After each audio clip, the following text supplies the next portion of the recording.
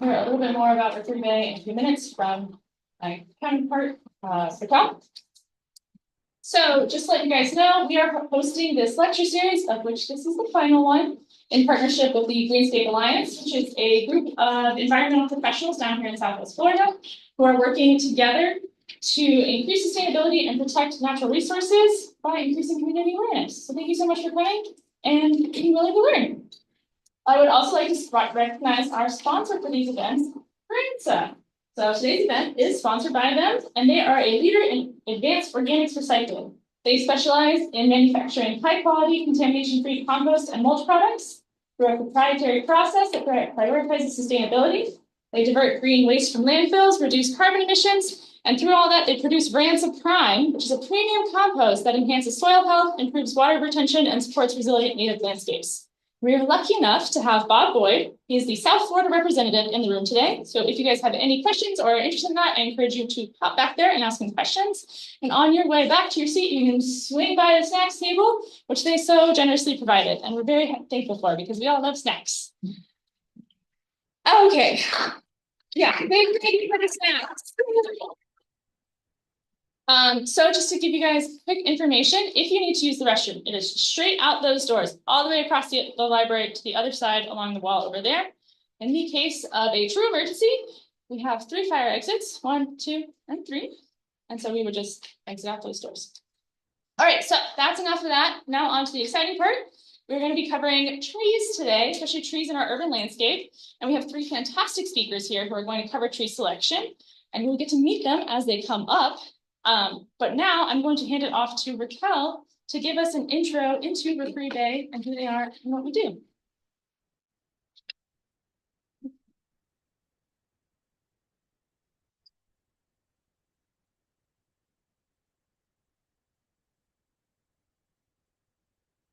Okay, well, welcome everybody. Can you raise your hand if you heard of Rookery Bay or been to Rookery Bay?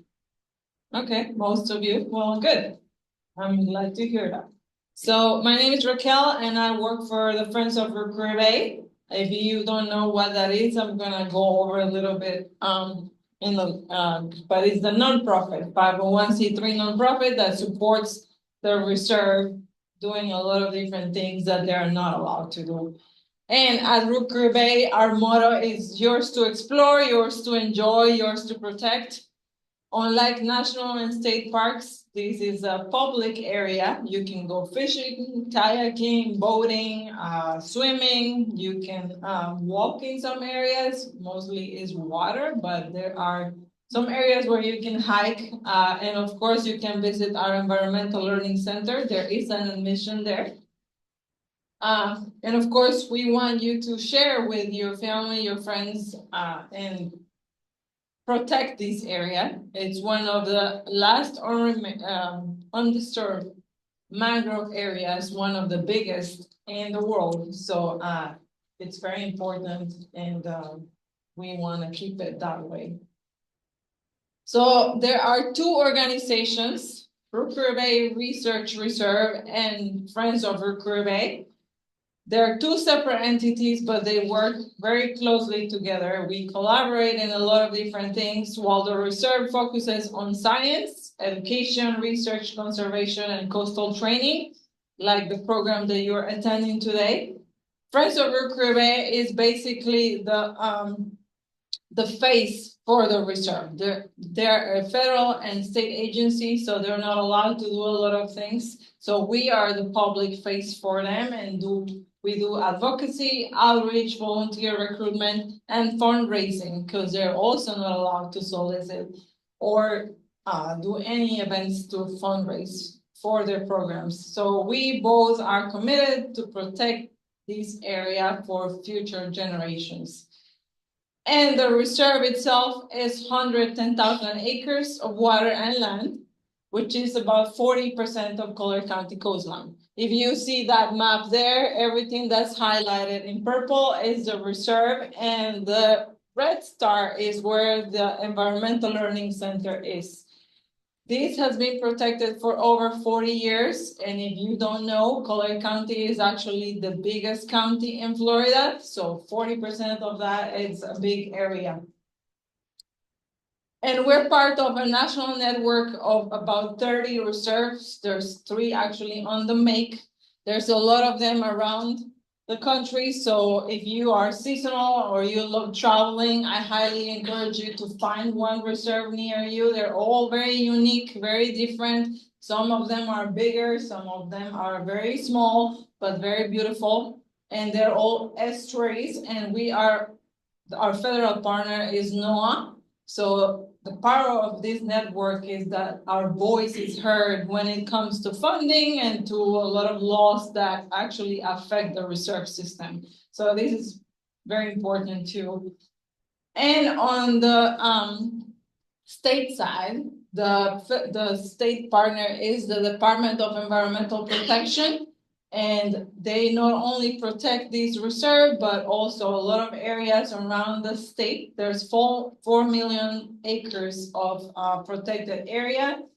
There are aquatic preserves and then some sanctuaries and other conservation areas as well. They do that, of course, in collaboration with a lot of other organizations, because it's not an easy task to manage and protect all this area there. And I like to show these numbers here because this is just some of what the impact that the reserve has on the community. From educating a lot of different people that come to the Learning Center to protecting sea turtles and birds and prescribed burns, water quality, and a lot of other things. NOAA estimated that actually the reserve supports the community with about $58 million a year, which is a huge amount because this area is very productive in a lot of different ways. But this is just some of the things that we do. And if you haven't visited our environmental learning center, I recommend that you stop by. There's touch tank and aquariums. There's a trail, a pollinator garden. We have rotating exhibits, art exhibits every 2 months or 3.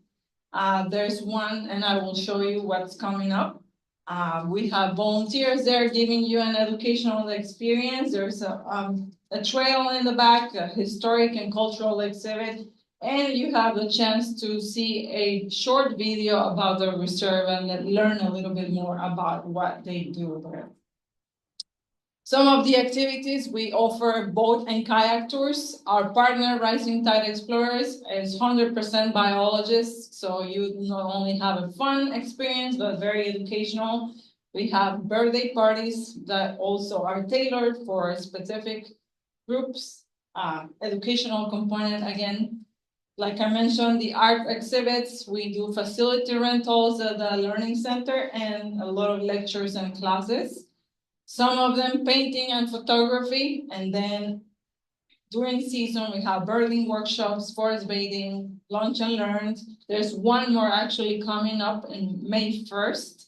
If you want to learn about history and culture, it's a very interesting way to do it. You get a lunch and then you can listen to a presentation for 1 hour. And there's a lot of other special events that we have throughout the season as well. Some of the upcoming ones, we have a science night. We're gonna have a panel of discussion about history and culture and appetizers and drinks.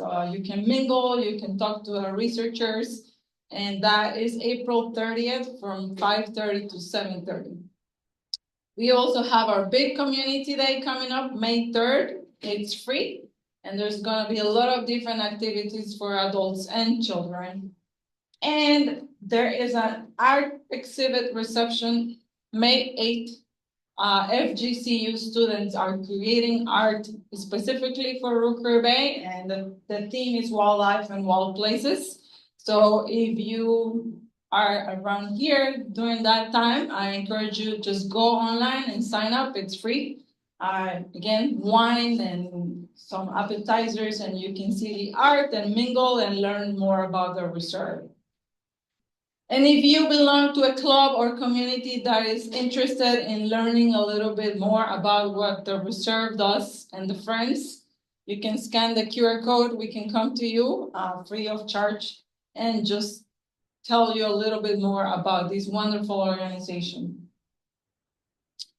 And there is not only one, but 180 reasons to become a member of the Friends of Rookery Bay, because when you do that, you actually get access not only to one place, but to a lot of different places around the country. Free and discounted admission.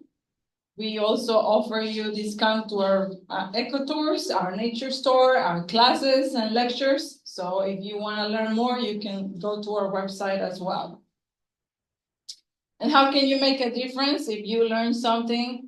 Please share with your family and friends. There's a lot of people that haven't heard about Rookery Bay, and it's a big area.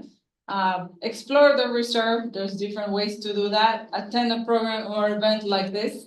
Become a member or learn about volunteer opportunities. Like I said, 110,000 acres. We need volunteers all the time. We have about 400 active volunteers in the reserve doing a lot of different things to support us, but we're always recruiting. And if you haven't done so, I encourage you, please follow us on social media. We are Friends of Rookery Bay and Facebook, Instagram, YouTube, or go to our website. There's always a lot of information there of upcoming events and things, activities, and a little bit more about us. And with that, enjoy the lecture and thank you for coming.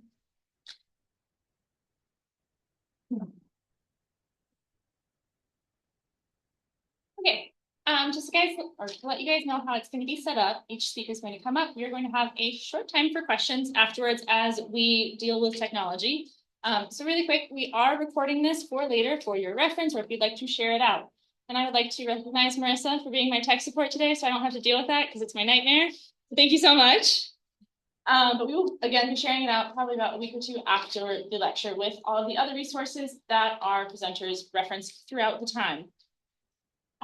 So if you don't get to your questions within that question time, at the end, we're going to have all three of them come back up, and then you will have an extended time for questions at the end of the lecture series. Just wanted to give you an idea of that.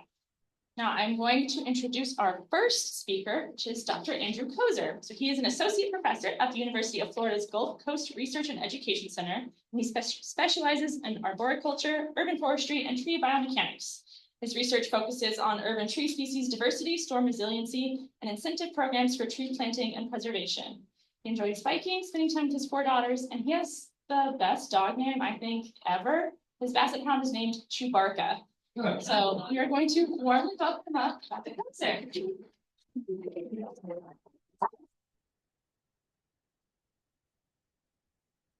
One more second for the technical side of it.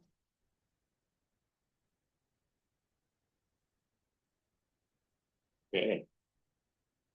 Thank you very much for having me. Starting out today with one of the first decisions you have to make, which is selecting a species for your property, right? Never mind, we're not starting out. One more thing, there we go. So, one of the first decisions you have to make is like, what species are you going to select for your property? And there's a lot of things that go into that. Many of us are, I'm not going to go into this too much because I'm sure you've seen many presentations of this, but the right tree, right place. So like trees are just gigantic megaflora that just, can take up as much space as we'll give them in many cases. Like, live oak can go 120 feet wide. That's amazing. But we don't want to put them in a compact, dense development where there's power lines over that. So being aware of that, the little plant you buy at a store that is in a 5-gallon container is just the start of a long journey of that tree growing, right? So that's one of the things that we think about. We also think about site conditions. We think about, the soil texture, which is sand or another kind of sand here in Florida, right? Hardiness zone. You're lucky here where you're kind of out of that tension zone that I live in the center part of the state where it's too hot for most temperates, but we still have a cold snap in the winter every couple of years that make the tropicals kind of, not so happy. That is a big thing, drainage, if you have saline water that gets pulled up into your irrigation or things like that. These are all things that we have to consider these are long-term kind of chronic potential stressors if you have a mismatch between your site and your species. But I'm not going to talk about that today. I'm going to talk about something a little bit more aggressive, maybe not this aggressive, right? We're going to talk about the things that require resiliency in plants, right? The more acute, stronger stresses that when you are raising a plant for multiple decades, they're going to come up against. And if you want that tree to live for a century or more, they're going to need to be able to handle these periodic major stresses in their life, right? And I was trying to think of how to, characterize these. And I don't know why, but the four horsemen, pestilence, war, famine, death, these kind of came in my head. It's the season, I don't know. But like as a good way to bin some of the major stresses that trees endure in their long lives. From a tree's perspective, pestilence is more pests and diseases, right? We live in a state that has many ports of entry for new diseases, new pests, all the different ports through our agricultural trade. One of our speakers from one of the researchers at UF shows that like things like hamster chew toys can bring over a new wood decay fungus or something that we have to worry about. All these things you don't think about in global trade that we're at the front line here because of where we live. Also invasives, this is war. War for a tree is fighting over scarce resources, the scarcest one being light, water being the next one, right? So they are fighting each other, and often we bring in an opponent, an enemy that outguns our native flora, right? And I'll show you why that is and how we can avoid it. We talk about famine, right? Famine for a tree would be a limiting environment. Being shadowed out in like a tunnel in a downtown setting, being cramped for space below ground. We just don't have access to long-term stores of water because you have a small volume of soil. These are the things that when times get tough, a tree won't have the resources to draw on what it needs to survive in prolonged droughts or things like that. And then for death, I just went with hurricanes because I wanted to put hurricanes in here. They can be pretty dramatic, pretty catastrophic, especially when we get to the higher category storms, where everything gets leveled from trees to houses, right? So we'll start with pests and diseases. I'm not going to give you any if you're expecting a bunch of pictures of really pretty trees that are going to be amazing for all these things, that's not what I'm going to give you. This presentation is pretty much a bunch of resources that you can draw on to make more informed decisions as you go forward and want to plant in your yard. I'm going to talk about pests and diseases. There is an amazing diversity of woody plants in this world. Recently, actually about 3 years ago, one of those papers came out where like the byline for researchers was like this long on the paper with just I think there was like 50 or 60 authors on this paper, right? And what it was all of the kind of herbarium and arboretum kind of curators around the world got together and tried to come up with their best guess of how many species there are in the world. It's one of those questions where it's really simple to ask, like how many species are there, and incredibly hard to answer. And need a global team like scouring their collections to kind of get at it. Within North America, they found that in all the collections they had 8,600 different species cataloged, right? And they realized that they don't have everything, right? They don't have everything cataloged. So they estimate that there's 2,400 species out there that they still have not found, mostly in Central America, but still, mostly in the tropical areas as well, So there is a lot of diversity out there, but do we see it in our urban environments? I do a tree assessment, ecological assessment for the city of Tampa every 5 years. And in that assessment, we catalog all the species we find in random plots throughout the city. In our last, in one of our last assessments, we found 112 unique species within the city of Tampa, right? That sounds pretty good. It's not 10,000 or 11,000, whatever we saw right here. But, 112 sounds pretty dang good. Most of those were in residential property, right? It's the collector out there, the person who wants all the unique fruit trees or native something or other that they really wanted that is not in, Main Street, maybe they got it through a garden club or whatever. We're seeing all that diversity in the residential areas. The problem with that number, if you just go with richness, which is what that is, the count of species available, is it's very unbalanced. Many of those species we found only once or maybe twice. So, in fact, 4 species, live oak, laurel oak, cabbage palm, and cypress, make up over about half of the leaf area in the entire city of Tampa, right? And if you see that, half of it's 4 species, 2 of those species are in the same genus. They're both oaks, right? So if you get something that attacks oaks, you're losing a big chunk of your urban forest, a big chunk of the canopy that's providing all the benefits that we rely on. So, well, what about other areas? We did an inventory for the county, Hillsborough County. We looked at 150 parks.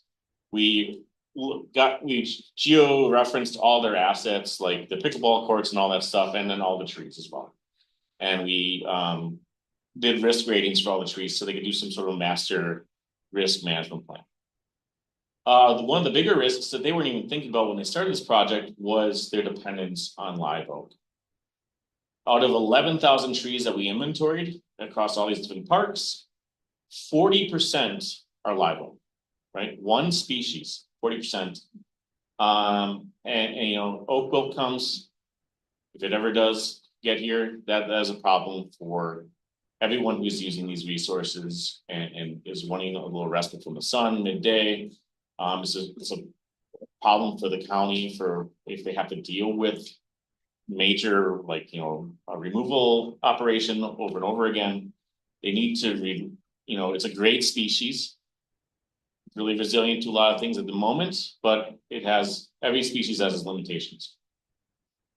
I did a survey with my friend Richard Howard. He's, Heather, you might have got that 45-page survey this year around it. He sends it every couple of years. And one of the questions in that massive survey is, what are the 6 most common species in your city?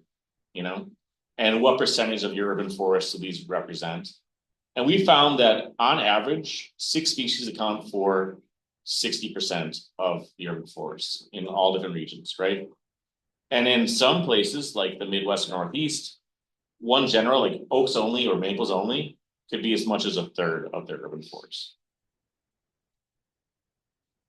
Why do we have such limited diversity?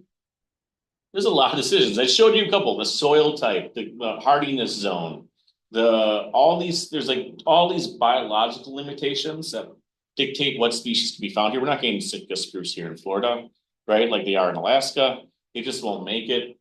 But then we have production limitations, right? Like, can the growers find the seed source? Can they get it to propagate?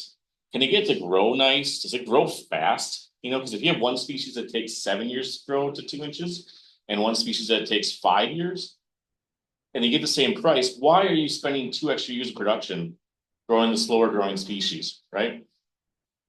There's design limitations. Designers like certain things in their plants and they spec us. And then there's just, what do we even know? What do you know out here in the audience when you're looking to buy the next tree on your property?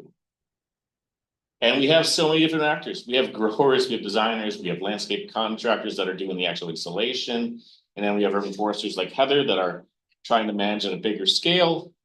And we don't always do the best job of contacting each other and working with each other, And because of that, we can get into these weird feedback loops where we're not always getting the diversity that we want, or people aren't telling the growers like, hey, it'd be great if we had new species beyond bald cypress, what else? Magnolia, live oak, you name it, right?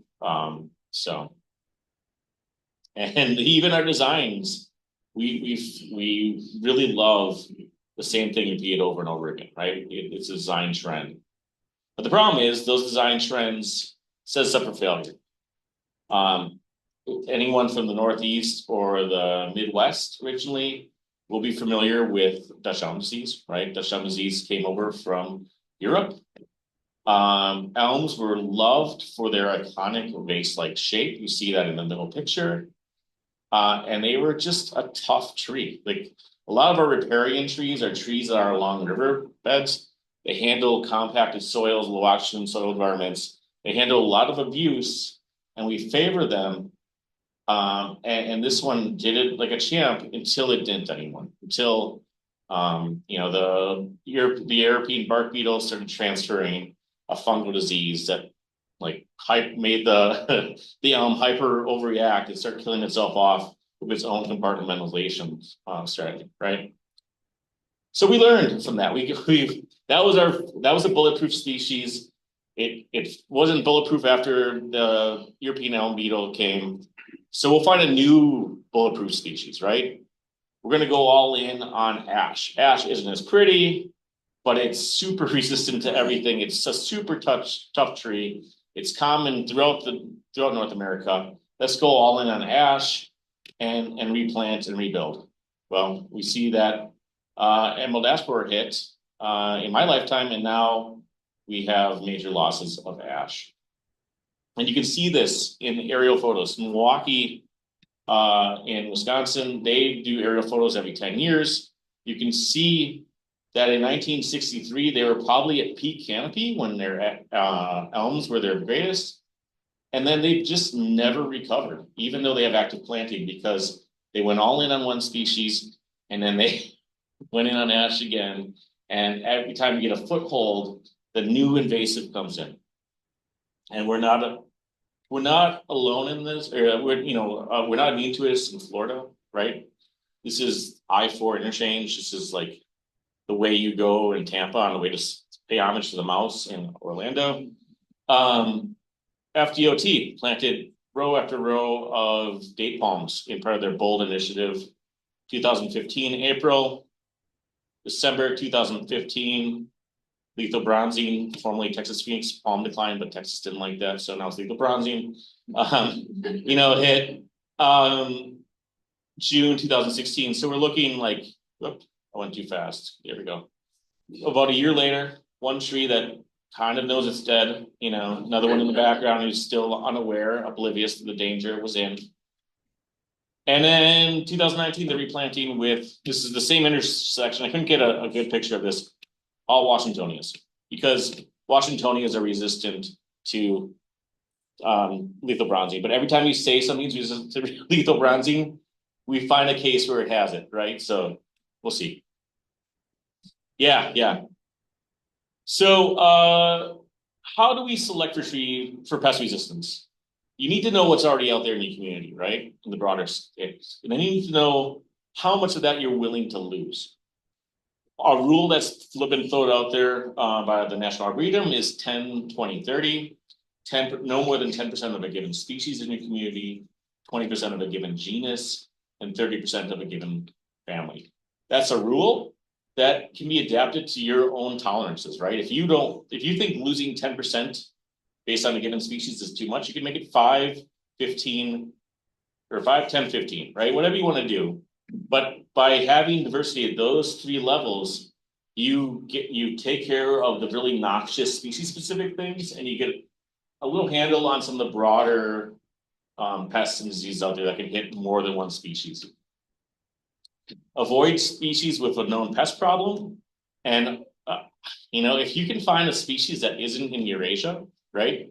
If it's not an oak, not an elm, something that if it's on that supercontinent and it probably has a disease we haven't experienced yet here in North America, right? You know how everything picks on Australia? Well, we're not as big as Eurasia, so if there's oaks or elms or maples there that have a disease, that thing can get over here, and then we could be susceptible. So things like Kentucky coffee tree or maybe gumbo limbo, something that's like not represented over there would be a better bet, right? To find out what those species are and which ones have resistances, We have a Florida tree guide that is put together by my colleague Ryan Klein at the University of Florida. These draw on all the fact sheets that you've seen from the university and has a searchable database for you to find things that will fit in your backyard, right? Invasives. I won't go too much in this. This isn't an area of expertise for me. Again, this is the warfare. This is plants fighting for plants, other plants for survival. I want to say this though, when people are looking to produce a new species, they want something that grows quickly, produces abundant seed if possible, so you don't have to like keep going to the source, right? Has no special germination requirements. You're not like scarifying it with sandpaper, you're not, or acid, you're not chilling it to get it to break dormancy, and it has few pests or diseases. Well, guess what? These are all really key traits of invasive plants. And because of that, FLIPSI, the Florida Invasive Plant Council, think that 2/3 of all invasives in Florida have come from ornamental production, right? We're bringing stuff in. So, you know, if you have a native tree, you can't invade what it's already native in, right? Like that's just the definition. That's one key reason to use natives. But if you're going to go non-native, which I think there is a case for that in some really tough urban environments, make sure it's not invasive, right? So there's like the Florida Invasive Species Council, they have an up-to-date list of all the invasive species. So when you're looking to select something, make sure it's not on this list, right? And you can find that here. This PowerPoint will be available for everyone later on, so you can scan all these codes later, right? Or my university has what we call IFAS assessment, where we also look at invasives. We have a very similar rating system, and we are looking to make sure that anything from your flowers and your grasses to your trees are not going to be a problem in your area. There are some things that are invasive down here, a lot of things that are invasive down here that are not so problematic in the north, just because of temperatures and things like that. So having that level of regional data is really important. And again, you can look this up later on. You'll have the slides at your disposal. Limited environments. So this is the famine, right? This is real estate comes at a premium in urban areas, and everything takes up space from utilities to houses to trees, and they're all vying for that space, right? Right now, this is a case, I've seen this in cities where you have a conflict between hardscape and trees, and the tree's winning in this case, right? Until we fight back and we level out that sidewalk, and then we've cut off half the root system of that tree and stressed it, water stress, and it predispose it to windfall in a hurricane, right? And if you have a neighbor who has a mobility issue and you've seen them try to get around with something like this, you understand why we have the laws we do to make our sidewalks passable to folks that have scooters or wheelchairs or what have you. It's no fun to see them struggle, right? And this pops up quite a bit in Florida. We have these really compact developments. We have really small planting spaces out front, pushing everything to the limit, the biggest house possible on the smallest lot possible to maximize profit, tax revenues, whatever. And then we try to put trees in there too, right? And then, you know, the developer walks away, project looks great. 8 to 10 years later, every single sidewalk's local. And we have, this is from the Tampa Bay Tribune, that shows how old this is. They're no longer a paper, but this neighborhood had 2,000 oaks they removed at once. And I hear more and more of this, where it was like either continuously shave roots or just get rid of the problem and replant. So, you know, we've done some work to kind of address this. One of the things we looked at is a paper from Minnesota where people were looking to see if they could predict how far the roots would grow based on the diameter of the tree. And why that's important is the tree diameter, like chest height right here, is a very common measurement with lots of data behind it. So we can use that to do all sorts of things like Heather can see how big her cities, the oaks in Naples typically get. And then she knows how wide the roots can typically grow and figure out what planting spaces are required for the species in the city based on how they generally fare, right? And she has inventory data where she can do that. So we're taking that top red line, which is a common measurement, trying to predict where the roots flare out, which is not a common measurement, so that we can make better planting guidelines. And amazing. It's a very tight relationship. I'm not going to say much before that, but it's tight across a bunch of different species in like a similar range. So we're able to make some pretty simple guidelines for planting based on the maximum size we'd expect. So here's an example. You can, if you have an 8-foot buffer, so if you can figure out what that maximum flare distance is, which is what we're doing based on diameter, and then you add 4 feet on each side to account for the roots that are still big but below the surface, we have our buffer width, which we can use for management. And where we get the maximum diameters is what we did is we looked at the champion tree registry to see how big trees can get in Florida to show the absolute maximum. So here we have a red maple. The maximum flare on a red maple is 7 feet. So if you added 8 feet to that, you would need 15 feet to make sure that that tree, that champion, would not influence any hardscape, right? That's great. Not every tree is going to be a champion, as we know. Parents know that with their, and all that stuff. That one's going to be a champion, but you can also scale based on what you expect. So, maybe 16 feet or 15 feet is the maximum for red maple, but you'd be happy if you got halfway there, right? Well, if you wanted only to be halfway, they need 12 feet of spacing, right? Or maybe you'd be happy even if it made just a quarter of the way to the maximum potential based on our champion tree list. 10 feet's all you need for red maple to prevent any kind of conflict. And you can also say, like, you know what, that's great. I only have, 6 feet, 8 feet max. You can also use these equations to figure out how long you have until you have to replace all the trees and sidewalks, right? Either way, it works. So we put together a fact sheet for this. This will help you. It has common native species in Florida. So you can see, okay, this is how much space I have. About how big can I fit it? Like, what's the biggest tree I can fit in this space, right? To avoid that conflict, to avoid that famine of resources below ground. And, if your tree isn't on here, but it's kind of similar to that, that's good enough, right? It grows about the same size as this magnolia and this magnolia. You're fine, right? It's better than nothing. We also, I love this title. We call it the tripping point, which is the point in which even like a space is even too small for the smallest of trees. Where we wanted to see like what crepe myrtles and Simpson stoppers, at what point do they become problematic? And we need to do a fact sheet on this one. We have not done this one yet, but get that list for all of these. But you could look at this paper, which is open access, and if you know a little math, you can figure out what you could fit in your own property. Lastly is the death, right? The hurricanes. So the annual hurricane damage in the continental US is 17 billion. I had the pleasure of talking with a risk manager for the largest insurer in the country over the weekend. We just happened to be on the same Girl Scout camp trip with our kids.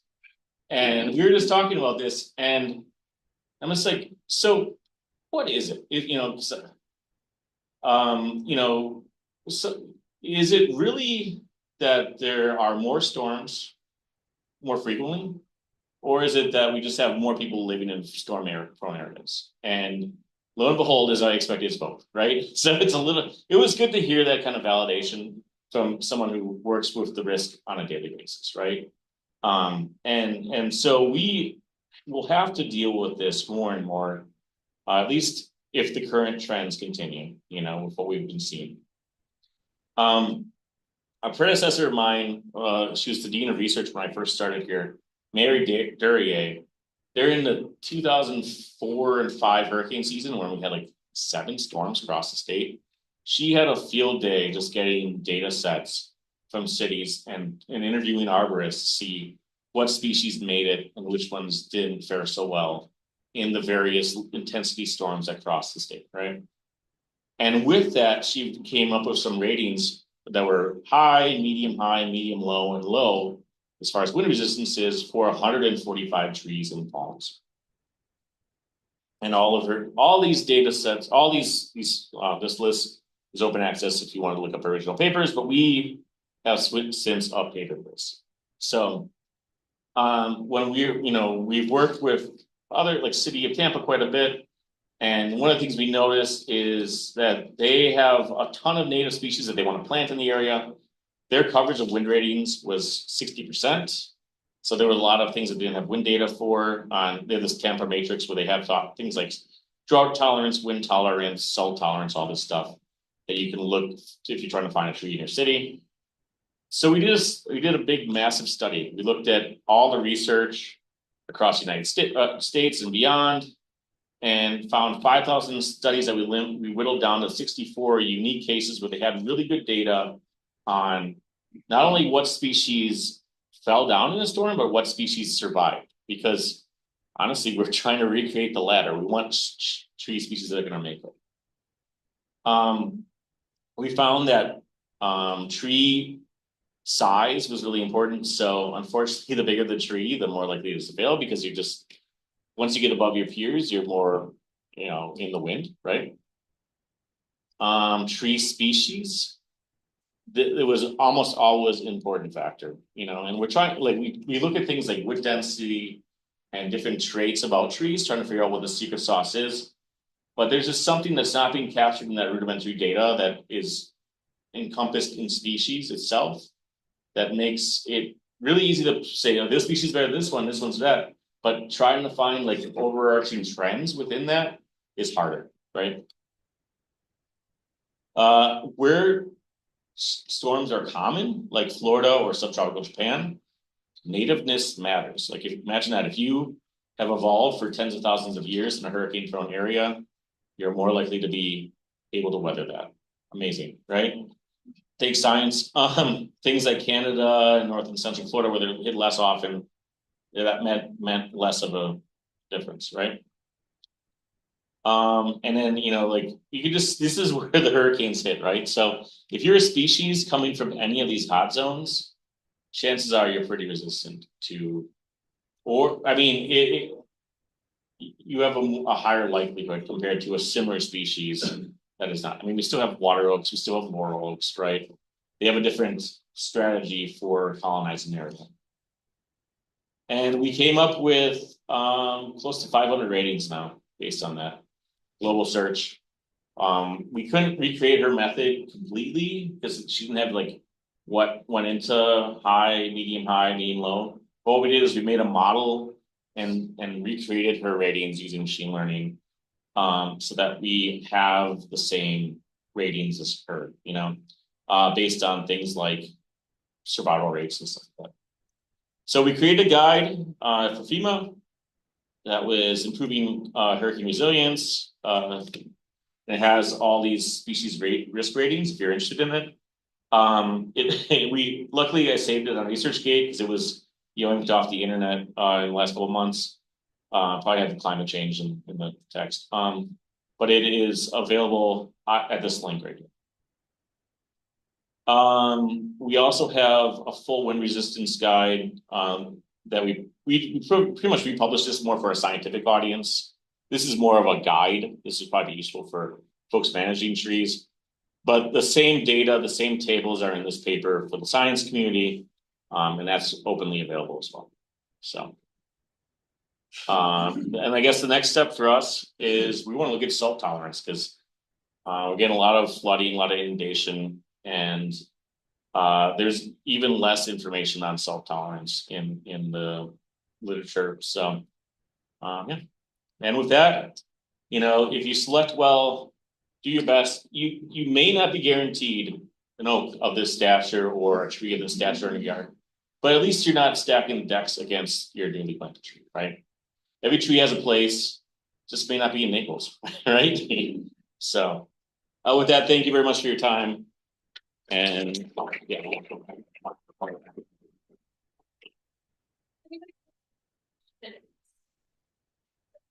Yes. It was a fascinating presentation. What I see being here 10 years ago, our community was told by the county wasn't complained. But a lot of the information that we had in plan is directly against what was suggested. Has that ever worked when you took an example that you said, hey, these are not the best trees to plant, and you got that civil this work these to you? I mean, I don't think I listed any species. Like, what would be an example of like something that's contrary to what I said? Like, just for the oaks. okay. The oaks are invasive in terms of the sidewalks, the streets, and the sewer pipes. Mhm. And plus they crowd the neighbor. Yeah. And the roofs. They're not the best tree to plant, but we have hundreds of them in our front yard or in our. No, yeah. It just doesn't make sense. It's the number one produced, it's probably the most produced tree in Florida, right? So that's, so you can have these grand visions of like, I'm not gonna plant oaks, but then when it comes down to like a developer or someone trying to find trees to plant, they only find the oaks, because it's like, it is so easy to propagate, they grow well, they have a historic market. So there's a lot of things I need to shift to get away from oaks. But if in other county, if you want to take down a tree, there's a man who's in charge of issuing permits Uh-huh. to remove trees. So it's like double red tape. Some of these trees. Yeah, I mean, I I don't know what that would give me, but I just would like to see a town, go. Take some of your data and say, hey, you're killing the residents, you're killing the.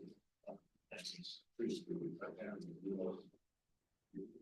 yeah, I mean, because we inherit the problems of the past, right? So, and that's the thing is like, the decisions that we're living through right now for like these big trees happened 10, 20, you know, like you said, years ago.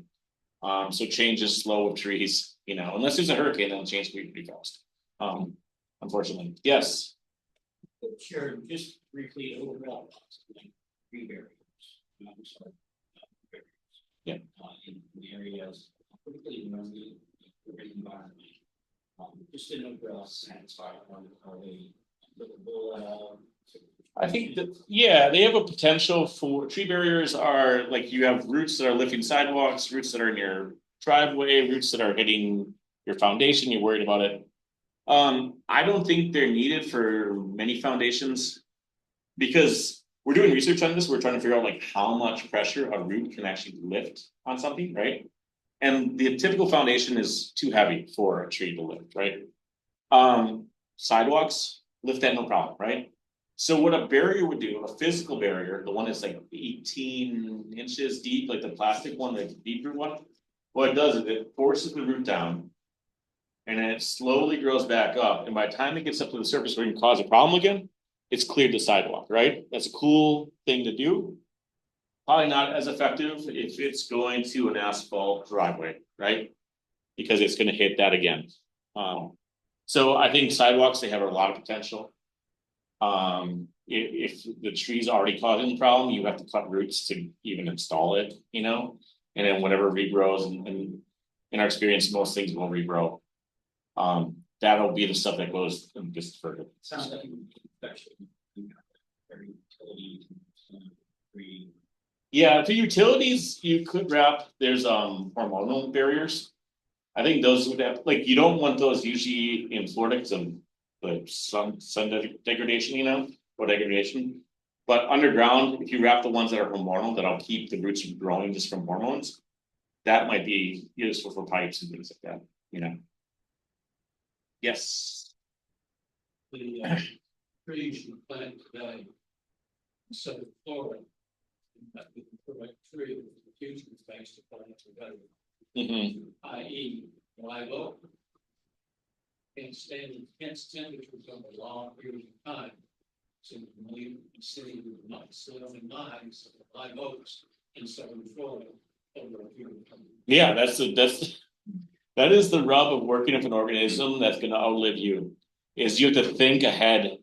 And I call it tree time, it's just like, we think about 5-year windows and we're thinking ahead, but yeah, anyway, you're great point. And one more question?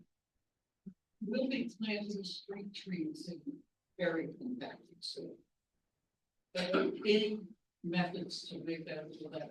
Yeah, so my predecessor at Gilman, he's got some specifications on like a UF website where it shows if it's like a big long area, you can actually do some deep tillage and incorporate compost, and that'll be a really good solution. If the trees are already there, then that'll be more like there's some work from Bartlett Labs where they do radial trenching with an air excavator, break up that, put compost in there, and have avenues for the soil to remediate itself.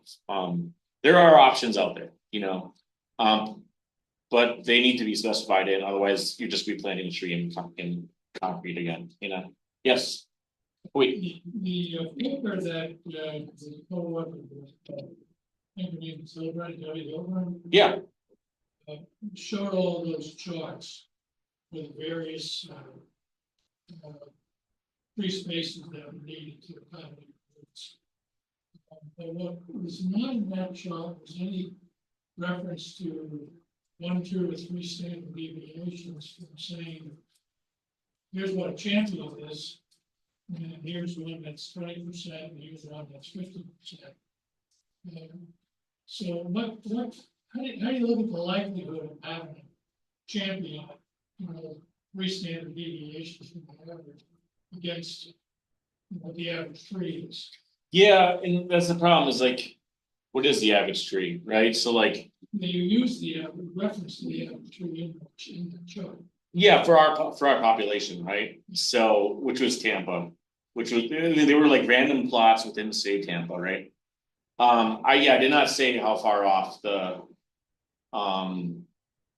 so, because we had good data for like maybe whatever 5 species in that paper, but when I was making the guide, I'm like, how am I gonna figure this out for like the maximum potential for all species across Florida, right? And that's why I went with the champion tree numbers, and it worked back to like 75% of that, 50% of that, yeah. A champion is a lottery winner, right? Champion is the genetic, it's like the tree lottery winner. Other trees were hit by lightning, other trees were shaded out as acorns or consumed by, millions died for that one that you see that is, so. In terms of applying the guideline, say the champion, when you go up to Ocala and look at a champion sitting on the field up there, the horses around it, they might be 60, 70, 80 inches on diameter. Yeah. But in terms of the guideline, we're saying if I put this in my urban environment, I can expect them to be what, 60%, 50%? Yeah, like that's hard too, because the state has cities that are relatively young too, right? So, like you look at like the villages, right?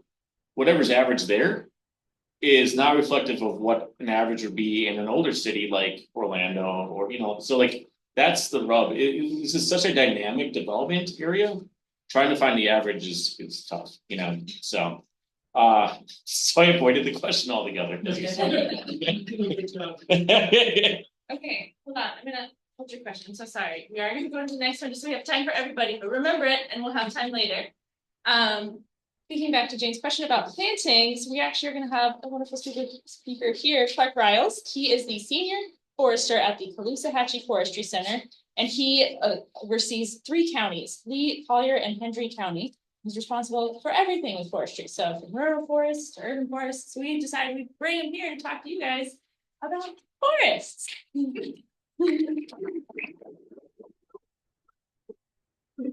Thank you. I'm getting up a little cold right now, so hopefully my hacking won't bother you too much. But yes, we're going to learn today about planting trees. This PowerPoint actually comes from Ed Gilman. We just talked about Ed Gilman and his expertise and pretty much everything trees. I pretty much just took his PowerPoint, changed it up a little bit and made it for this. So if you want to know exactly how they plant them and how it's done, this is the guru for doing it. Pretty much Ed Gilman and Tracy Parton. So we're going to use his presentation on how to do it, and it's going to be a 10-step process. So as we all know, when I do this place, people think planting a tree, just dig a hole, shove it in, right? We're done. Put the dirt over, hey, we planted a tree. This is going to show you how much more complex it can be than that, and how much we really want to get to a big status, huge tree, actually do what it's supposed to do in the environment. We need to kind of follow these guidelines to make sure we get the best one possible. So number one is Andrew, Mr. Koeser talked about looking up, wondering what kind of tree right space. You want to make sure you look up before you dig this hole, right? Because we don't want to have trees that look like this, where you have to have a big power line come through and just cut and destroy that big, beautiful tree. So a lot of it's going to be choosing the right tree for the right place. So if you are going to be planting under a power line or near a house, make sure you choose a tree that's smaller, a tree that can fit in that area. Maybe not something like a massive oak tree, right? You see that a lot in these cities where we want to put oak trees in these tiny little islands in these, parking lots like Target or Publix. And they're never going to, they're only going to live there 17 years. That's like the average of like a tree in our native environment. That's it, 17 years. So we're not really planning past that. So we've got that concrete right there. And when it gets to that age, we just rip the tree out. And what do? We plant the same tree in the same spot. Didn't really learn anything from that. So we got a little bit of ways of doing to try to get better if we want to have these kind of trees in these really beautiful areas. So first thing before you're going to plant it, look up, make sure you know where you're planting it.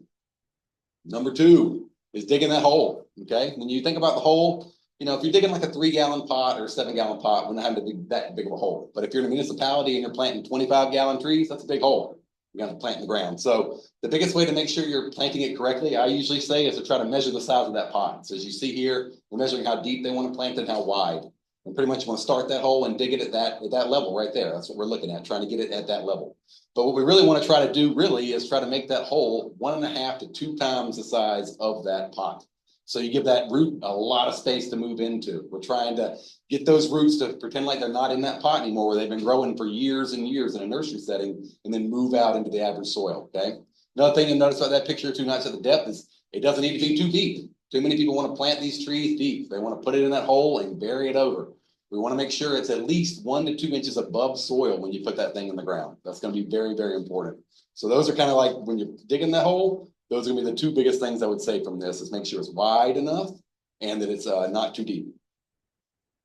Next thing we want to do is find that topmost root. We're talking about that root flare that's on the bottom of that tree. That's where the roots should be at level on the ground, right?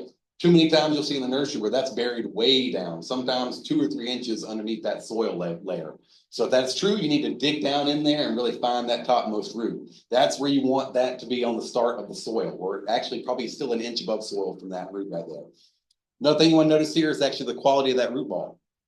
These root balls pretty much need to be able, if you're in a pot like that, you need to be able to slide it off easily. If that pot doesn't want to come off for some reason, that means those roots are probably bound in there and are really pushing on the edge of that pot and will not allow it to come out. You can still fix some of those things by what we're going to show later about trimming. But at that point, you probably know that tree is already going to have root issues if you can't get that pot off. So if you're buying these in the store, you're going to Lowe's, you're going to your native garden center, spend some time with these trees. Pick them up out of the pot. Make sure they're going to slide out good. Make sure you're buying good quality stock, because some of those things can be solved before you ever get to the planting site. And you're showing again, find that topmost root. Reason why we don't want to have that extra soil on top is because it's going to smother our plant. Pretty much the root system, a lot of people think about this, but the root system deals a lot with oxygen transfer. Not just the leaves, not just the bark. The roots are a big component too. And they get a lot of times overlooked. We put them next to sidewalks, don't really think about the root system. Because when you think about a big tree, pretty much you can look at the inverse of the canopy. It's pretty much what that root system needs to look like underground. So if you've got a 120-foot canopy, you've probably got a 120-foot canopy of roots underneath that ground too that are going to be there. So depending on the size of the tree, it's going to depend on how much those roots really matter. It's a good picture here of the root quality of the root ball. As I talked about before, you really want to make sure that pot is really full of roots. You really want it to slide off really nice. If it doesn't slide out, you'll see the one on the right-hand side. That means they probably just stepped it up right then. They went from like a 3-gallon pot to a 7-gallon pot. And you can tell that by when you go to pick that pot, a tree out of the thing, and that soil just falls out, it doesn't stay in the form. That means it's not ready. It needs to stay in that pot for a little bit longer to let that root system fully engulf in that area. That's when they step it up. But a lot of times that's when you'll find the deal. That's when they're like, oh, we've got 2 for $3, if you want that time. And that's why sometimes you won't have as good a quality stock. Also, look at all that extra excess dirt on top. That's not what we want to see, and that's pretty much that showing. And by doing that, that really kind of restricts the amount of root growth that can go underneath it by having all that extra soil. So what do you want to do? You want to get your hands in there and pull all that soil out of the root ball, take it all off. And, you know, another thing I kind of want to go back to is when you're digging this hole, a lot of people just start putting that soil all over the place, right? You're just digging a hole and you don't really know where that soil's going. That soil's got to go back in the hole. So what I usually try when I'm doing these kind of plantings is usually bring a tarp or something over to put all that soil on, because you're going to need all that soil again. And if you've got thick St. Augustine grass, trying to get soil out of that grass is almost like a fool's game. So really hard to do. So make sure you got to keep your soil, because you're going to need it later. So that extra soil that's going to come on top, just pull it out and put it in with your extra soil right there. It's going to really help out the tree. Next thing we're going to look for is the circling roots. So as I talked about before, these plants have been growing in these pots for years. You know, a lot of these things that you're going to find in a nursery will say it's about probably multiple years per pot. So if you get like a 7-gallon tree, that's probably been growing in that pot or stepping up for multiple years, 3 to 5 years probably, just to get that 7-gallon tree. Some of these other trees, if you're wanting to go 25, 40 gallon, that could be like 10, 12 years of growth just to get to there. So by making sure the root system is good on that, inside that pot is what we're looking at. So roots won't know that they can't get out of that area, right? They're in a plastic pot. They're going to keep growing in that plastic pot till they hit the edge. And when they hit the edge of a round corner, what do? They turn, right? It's a round corner. So they keep going around and around. So what you want to do is find that one and start clipping them out. You'll see on that top root flange that comes out, you'll start to see these smaller roots that come off of these structural roots, we call them. And these smaller roots are ones you need to kind of clip. You're going to look down in there and clip them. But it's really easy once you slide off the pot. This is where I usually kind of get the slide. Is you want to slide that pot off and you're going to see all the roots that are on that edge. That's a good looking root ball right there, where you don't have any massive roots sticking out, but you've got a lot of these smaller roots that are starting. When you get to this like this, what I usually try to do is just get a pair of clippers, get you a pruning saw, get you a really sharp shovel you're digging with, and slice off those roots, okay? A lot of people get real scared when they get the roots. They're like, I'm going to hurt the tree with the roots, because I've told they're very important. The roots are like hair. You got to cut them to grow them, right? The more you cut your hair, the faster it grows. Roots are the same way. They will grow within just a few days, just right back again. So by cutting them out and getting them in there early on, you're going to set that tree up for a lot of success. So just hack at them is what I say. Get it over that hole, cut those roots off real good. And once you get it in the hole, really try to pull them out and string them out so they're not thinking they're sitting in the hole. Because if you don't, you get this. And I see this a lot of times going to nurseries, sometimes at Lowe's, Home Depot. I don't like usually going to those places anymore, but you'll find this where you've got a 3-inch caliper tree that's been sitting in probably about a 7-gallon pot for probably 2 years too long. That should have been stepped up to probably a 15-gallon pot a long time ago. It wasn't. And now you see those roots inside circling, and that tree never really knows it got out of the pot. And at this point, to really fix something like that, if I was to keep all that soil on, you're looking at having to do some major issues with trimming and cutting, and then probably having to massively water and stake up to try to save a tree like this. Probably at this point, though, that's just a cull. That's what we call, just throw that one away and start off with a new one if you find something like that. So at this point, hard to fix that, but it's not impossible. But the problem is you don't really notice any of these issues till they've already been planted in the ground for 3 or 4 years. Maybe you have 5 years. You get a big wind event like a hurricane come through or a small burst tornado, and you go down and all the street trees are all leaning one side, right? They're all tipped. And what you'll do is you'll come down and you'll notice, and I'll dig around the bottom of the ground, and you'll notice all these circling roots where you really look at that tree at the bottom down there and you can really see the root mass is only about where the pot was. You can really just see it right there. It never really got out of that room. That root mass should be filling up this entire area at this point with that size tree. That tree is 15, 17 feet tall, already got a 12-foot crown. So like we need massive roots should have already been in there. And at this point, there's probably not much you can do to save a tree like this. You can do some major tree spading, you can do some major staking and try to set it up, but you're probably going to spend a lot more money on it. And that's where cities like this are just going and ripping them out and planting something new. But the problem with that is things are really expensive. Like we're showing that intersection with all those date palms. Those palms are like $10K a piece. And you saw all of them died, you know, and that's a lot of money for the city to just toss away $100,000 and try to go with something else, right? And what do? We get a different one, but they're also $8,000 a piece, the other ones. So a lot of these things are very, very expensive. And I go into HOAs all the time, and people are wanting to get rid of their oak trees, their palms, and then you start explaining like how long it's going to take to get this tree back. And they're like, yeah, you'll be dead and your grandchildren will be here, and that still will be like that. So like we've got to try to, you know, maintain the limbs, do other things around it, rip up the concrete, put impervious pavement. Don't need pavement in some places. I'm always up for this stuff. Like, why do we get so obsessed about pavement? Who cares? Make it dirt, you know. You can do all these things, but we got to kind of work on those things to try to really work with that landscape. Unfortunately, a lot of times the hardscape wins. Next thing we want to do is place the tree in the hole. Sounds pretty obvious, right? But what we want to do is, a lot of people, when I see them grab those trees, you want to grab it by the bark, you know, right by the trunk, right? You want to grab 2 or 3 in your hands and walk to the car on by the trunk. What you're doing, you're putting a lot of due stress on that actual trunk of the tree. And so you'll see here, obviously, like a 3-gallon pot, not so big a deal. But if you're carrying a 25-gallon or something big, that's when you want to try to go towards like heavy equipment. You'll notice they have it all bundled up here and burlap and bag and burlap here to try to really make sure you're handling it correctly. But handling that tree and making sure you get it out of the pot correctly could be another big thing. Try to make sure you get in that hole. Now you put the tree in the hole, right? We've got it in the hole. We're now getting somewhere else, moving along. Next thing we want to make sure we want to do is we talk about how to get that certain depth. That's going to be a real big important thing here. Biggest thing is, you see on that thing is it's better to plant it a little high than a little deep. I have to tell people this all the time.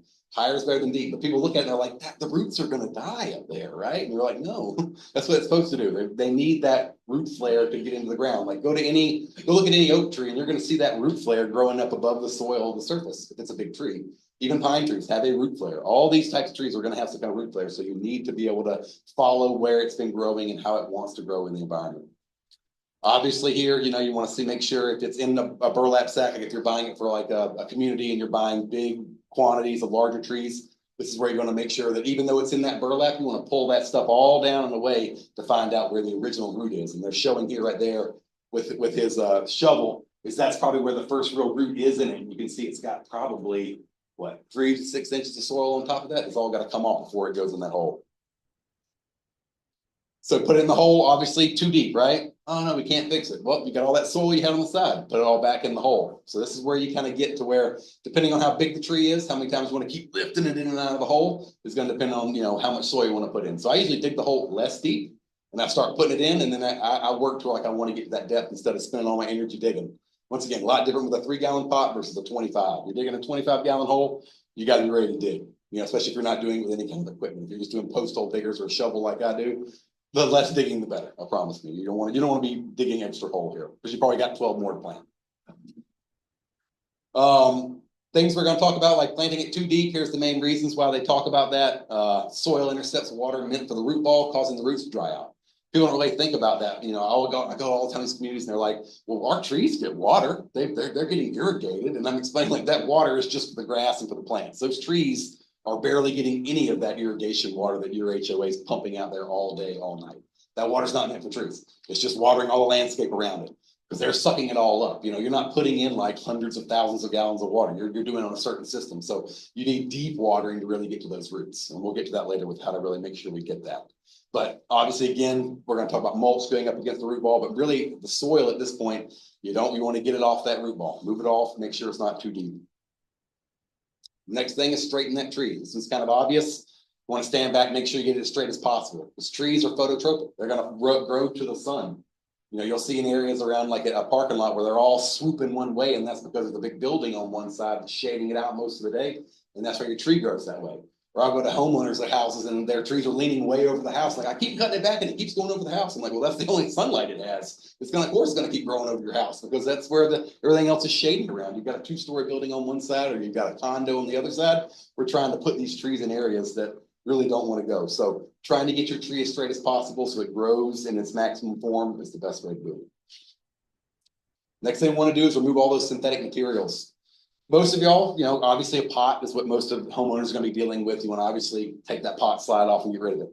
But this is kind of more based on like if you're using a balled and burlap type tree we showed earlier, you want to make sure you get that burlap off the top of that tree because that burlap, even though it's a fibrous, you know, like it's, you know, natural material, it's still going to absorb water that needs to go into that root ball. So by rolling it down and removing it as much as possible is good. You don't have to remove the whole thing. The kind of article goes on to explain you don't have to remove all of it, but I'm of the belief that the more stuff you get off that root ball, the better off that tree is going to be. It doesn't have to go through anything else.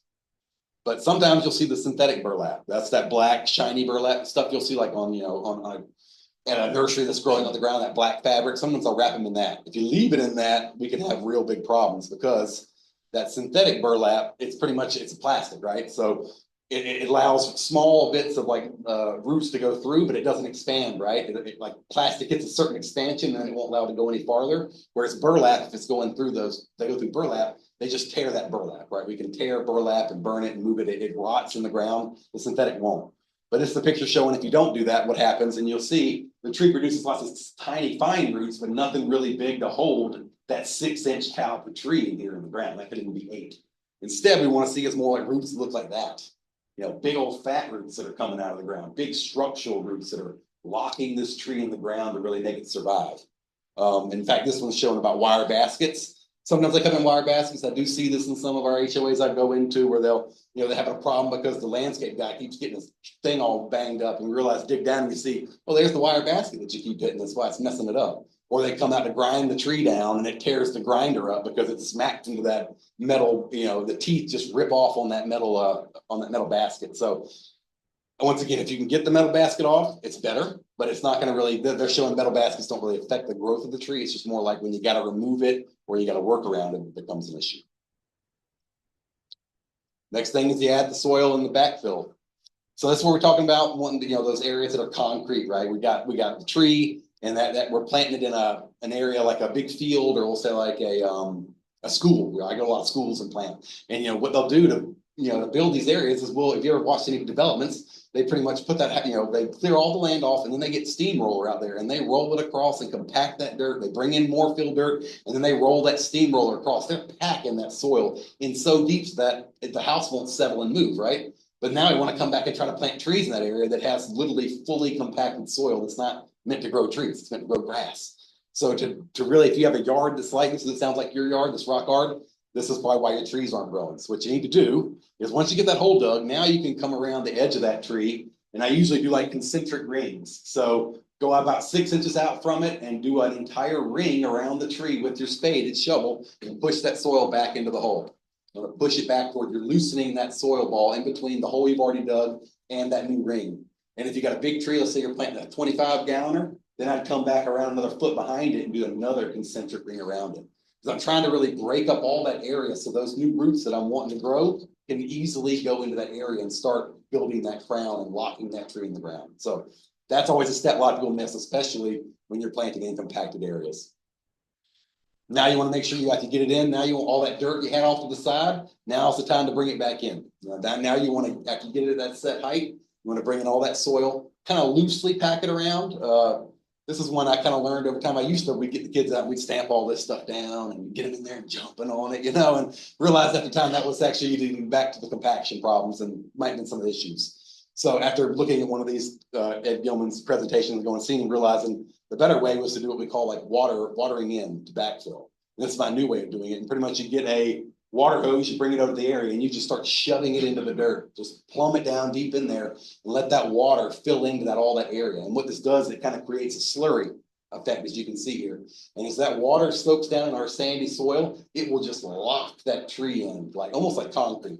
And at this point, like sometimes we don't need to stake them at this point because they are so locked into that soil, because that water, just you can imagine, it pulls down those capillaries. And that as the energy goes down, it just sucks it all together and just snacks it right in there. So really good way of really making sure when you're watering it in, good, but also without having to compact that soil with your feet and add in undue compaction. Because we still want some air pockets in there. Air is still good. We just don't want big voids of air pockets in there. And that's where roots will hit that air pocket and die underneath the soil. But all roots need air too. So this misnomer, we need to get all the air out of it, is kind of a misnomer. You don't need to get all of it out, but you need to get most of it. Now, where next step is, we're ready for mulch. And you'll see in this good picture, I like how he has it here, where you can still see where that soil was from when it got planted in the pot. And how much they had to dig down. Look at that, 2-3 inches down to the first root ball. And then you'll still see here with this nail, we're still 2 to 3 inches above the ground. So make sure after you slurried it in, that's why you want to go even higher, because as you slurry this stuff in, that's going to settle down into the dirt. And at this point, if you've already settled it in and it's sucked down in lower, you've got to pull it back out and get that up again. So that's why I always say, make sure you get it higher than lower, because it is going to settle as we do this. Now we're into the mulch phase. Mulching is a big kind of, you know, a lot of people have different ways of doing it, but pretty much this is a really good way of showing to do. I don't know if you need a 8-foot circle around it. That's a pretty big area to mulch. But the more mulch you put around the tree, a larger area, the better chance we have for water inception and less competition. Because we talked about earlier, plants are competing with everything all the time. They're always fighting each other. And grass is one of our big competitors for water, right? Grass is pretty much like a big sponge we put out there. And the reason why we put it in all our yards is it sucks up all that water from the rain that's going to go out in the streets. So why not have a great absorber of water in our yards like green grass? In fact, you go in some of these areas, I'll go into like some HOAs where they do string trimming, and that layer of like St. Augustine grass will be like that thick. Like 4 inches above the ground, just sitting there. So getting in that, pulling that out of the way, away from the mulch ball, can really help out too. So you want to start with 3 inches on the outside, but you want to make sure you want to keep it off the main mulch ball. If you're going to do it over the root ball, you want to just do a little thin 1-inch area, not a whole lot. But a lot of people don't do enough. This is, most people aren't going to go to this stage. If you want to have a really good one like you see at universities or golf courses, notice that. These are big trees right here. That's probably a 12-inch caliper tree, maybe 10. It's already got a big canopy. So look at that. The mulch line is probably the exact same size as the canopy. And that's going to allow all that water to intercept that hits that tree, falls down through the canopy and glides down the bark to actually intercept the root ball instead of watering all your grass. We don't need that grass. Most grasses and trees don't like each other. I see that a lot of times. We're always fighting with grass and trees. We want the grass, but the trees keep killing it. No, so like just get rid of it. Get rid of it and make it mulching. It's a lot better.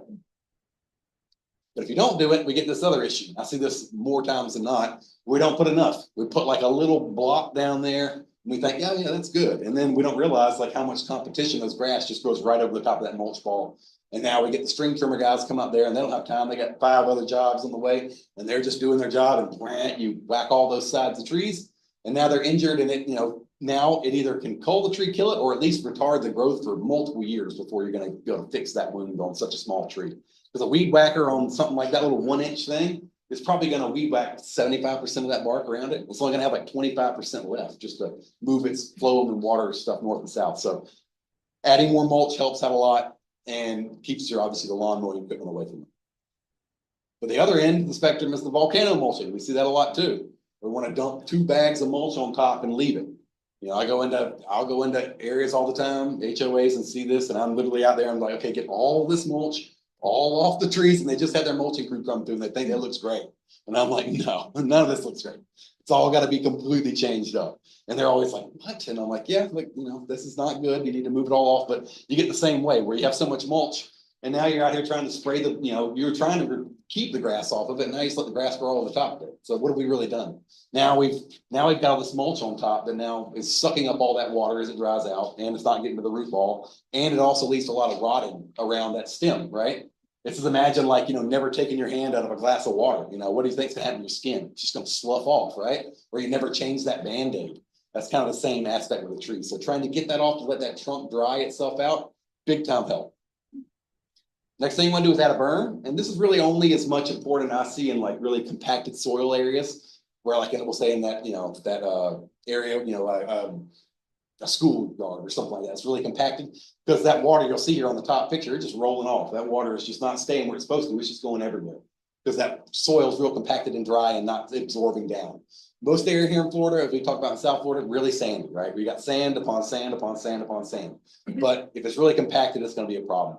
I used to make that berm out of soil, but after reading this a lot of times, it's showing that soil's not the best because if you make that soil root ball and it rains, where's all that soil go? Right back over the root ball, right? It just flows right back on top and we get all these torrential rains. So they suggest now, especially if you got, soil that's actually drawing down water, don't even worry with the berm. And in fact, if you do want to make a berm, just make it out of mulch. That's one of the best things they're showing to do. Next thing you want to do is stake and prune. So here's your 3 different kind of staking methods you'll kind of see around most of your areas. Probably the most common one is you're going to see this one on the corner here. It's where they have the 2 lodge poles in the ground with that green fabric. They tie loosely around the tree, right? Unfortunately, a lot of times I'll see it where it's tied way too tight. And people think that that's really holding that tree in the ground. That tree's good. But what we don't really understand is you want that tree to move and flow with the wind, right? It'd be like you trying to hold your arm straight all day and hoping that arm is going to do right, That arm needs to like bend and move to get its full range of motion.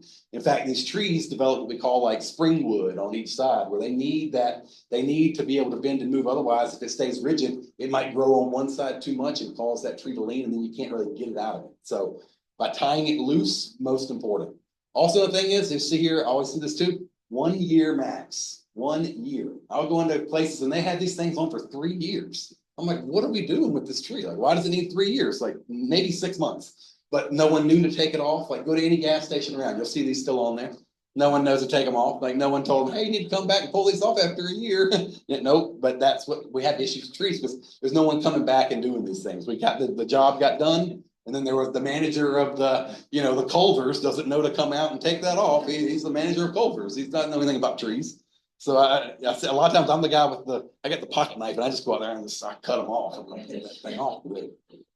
And then lastly, what you want to do is prune, but we're not talking like big time pruning. We used to back in the day, if you took off this compensate for root loss is a big thing. If you took off 25% of the roots, you want to take off 25% of the crown to kind of match for it. I guess they've done a lot of studies that show that doesn't really do much. So what we're really trying to do is really remove the broken branches, right? From putting in the bed of your truck, dragging it out down the street, plopping it in the hole. You're eventually going to get a few breaks. You want to trim those off now because the tree, like anything else, if you cut your hand and didn't heal it, it's going to heal, but maybe you need stitches to really make sure it gets good and tight instead of a jagged wound.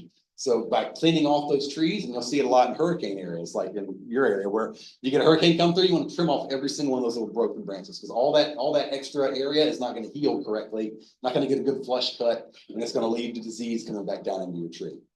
So that's really important. And also, hopefully you're buying Florida Fancy or #1 and you don't have to do any structural pruning. But this is a great time here too to look at your form. Do you have a forked top? Do you have an extra limb that sticks out way weird over here? This is where you can just cut it off right there and end it and start off at a new because it's being brand new and planted. You've got a good canvas here to work with and kind of make it how you want. So that's when that's a good time to kind of trim a little bit there. Now we're going to finally kind of go to the last two things about establishment. And this is where watering comes in take. This is where I say, like, the people are like, well, we've got the irrigation system. That's fine. And I'm like, you need drip irrigation. You don't just need shrub heads. That's not really going to attack the problem, especially with watering these trees, because depending on the size of your tree is going to depend on how much water it needs. We're looking at, look at that, 2 gallons per inch truck per caliper on the root ball, 2 to 3 times a week. So we're looking at a lot of times, and I got a little thing here in a minute, like how much you need to do. But in our area, like you need to water a lot on these trees, a lot, especially if it gets bigger. Also on the mulch, you're not done just the first mulching. It's not over. You're going to have to go back and treat the weeds on that mulch because weeds will grow back over that mulch. You have to spray or cut those out. And then the last thing I always have is removing those stakes that they leave on there that I'll find out, they have a little bamboo stake with a little green tape on it, right? I'll find those in trees that are 15 years old and you can still see it in the tree, and it's grown all the way around it. But those are the big things that just left on. They think it came from the nursery that way. I guess I'll just leave it there. But those should be taken off within the first few months. I sometimes just take them off right at planting and get rid of them. But depending on how floppy the wood is or how wind prone in the open area you are, I have taken off some of those and the tree is snapping. I'm like, dang, that didn't work right. So then maybe you leave it on there for another month. But want to take those off before it gets fully established. Next thing is on irrigation is how much to water it. I always get that a lot. And as you see here, it's frequency, not volume. If you're going to put 10 gallons of water on that tree, you want to do it in 5 2-gallon installments instead of 1 10-gallon installment, right? When we drink water, we don't you drink from a water fountain, you don't drink from a fire hose, right? And the tree's the same way. It can only absorb so much water. Like you can only drink 2 gallons of water a day. Otherwise your body will reject it. Trees the same way. They can only absorb so much water. So by putting 10 gallons on, it might get 1 gallon and the rest just goes right to the soil and just go into other places and not watering the tree. So frequency, much better than volume. And then you're going to see a nice little irrigation based on tree size. So a 2-inch caliper tree, you're looking at probably like maybe a 7 to 15 gallon pot. 4-inch caliper, probably 15 to 25 gallon pot. So look at this. We're looking at, daily for a month, every other day for 3 months, weekly until established. So you're looking at twice a week for 3 to 4 months in some of these. They need to be watered to get them established. So those roots will grow into that soil and lock itself in. And then you're going to see here about hardness zone. We showed on the map earlier. I've got a little map right here, but we're deadly right in the middle of 10A, right? So if you look at the 10A and what we're supposed to be doing, if you got a 1-inch, 3 months, and I'll let a 4-inch caliper, you need to do that for a full year.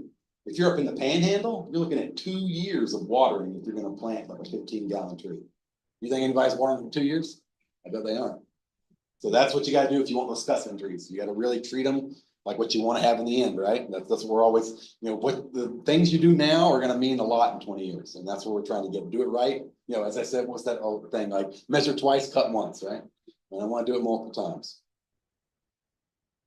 And this is once again a quick little thing to show you, kind of hammer it home. This tree's good up high. This tree's not too low. You want them up high, higher the better. And then this is the great little picture he has at the end that kind of shows the whole thing. So I use this in pretty much everything I have. But you see the mulch to the edge of the root ball, 3 inches, none on top. You got a nice, watering system just for the tree. You're not a shrub head here. Top of the root ball 10 feet above scale, above landscape scale, and then the backfill in this area. Most of the time, this root ball you're showing it in like burlap, but you would already have that root ball kind of broken up in the hole as we talked about planting. So, and if you want any of these PowerPoints, these are all free access on Ed Gilman's website. Here it is at the bottom. All pretty much, that's pretty much what this PowerPoint is. He's got hundreds of PowerPoints in here, from everything from pruning young trees, old trees, fixing trees. I mean, it's endless. So that's what this pretty much comes from. And with that, any questions? Sure. There you go. And I'll stand up here if anybody's got questions. And here's my contact information. If anybody has any questions. Any questions? Oh, well, I mean, back, yes. Clark, those are beautiful planning procedures, but how close do you think the average professional planner is? The best ones do it, the cheap ones don't. You're gonna pay, you pay for what you get, 100%. When's the best time to trim the hardwood from the palm trees down?